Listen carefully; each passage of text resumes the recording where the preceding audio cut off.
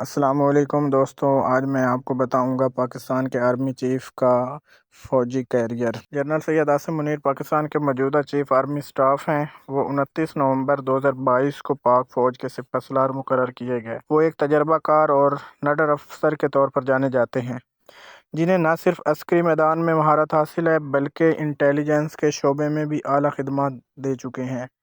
عاصم منیر نے اپنی فوجی کیریئر کا آغاز 1986 میں officers training school OTS Mangla سے کیا۔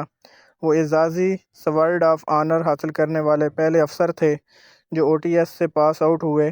انہوں نے پاکستان ملٹری اکیڈمی PMA کے بجائے براہ راست منگلا سے کمیشن حاصل کیا، جو ایک غیر معمولی بات سمجھی جاتی ہے۔ تعلیم کے لحاظ سے جنرل عاصم منیر نے command and staff college Quetta, national defence university Islamabad اور جاپان و ملائیشیا کے ملٹری اداروں سے اعلیٰ تعلیم حاصل کی۔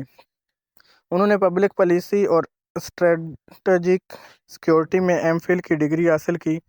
عاصم منیر پاک فوج کے ان چند افسروں میں شامل ہیں جنہوں نے دو بڑے انٹیلیجنس اداروں ملٹری انٹیلیجنس اور انٹر سروسز انٹیلیجنس کی سربراہی کی۔ وہ 2016 سے 2018 تک MI کے ڈائریکٹر جنرل رہے اور اس کے بعد 2018 میں ISI کے سربراہ بنے۔ ان کا ISI دور خاص طور پر اس وقت خبروں میں آیا جب ان کی مدت تعیناتی مختصر رہی اور انہیں وزیر اعظم عمران خان کے ساتھ اختلافات کی وجہ سے تبدیل کیا گیا۔ بعد ازاں وہ گوجرانوالہ کور کے کمانڈر مقرر کیے گئے اور پھر GHQ میں کوارٹر ماسٹر جنرل کے طور پر خدمات سر انجام دینے لگے۔ ان کی غیر معمولی قیادت اور وسیع تجربے کی بنیاد پر انہیں 2022 میں آرمی چیف تعینات کیا گیا۔ مزید برآں مئی 2025 میں انہیں پاکستان کی فوجی تاریخ کا دوسرا فیلڈ مارشل بنایا گیا، جو کہ جنرل ایوب خان کے بعد ایک تاریخی اقدام ہے۔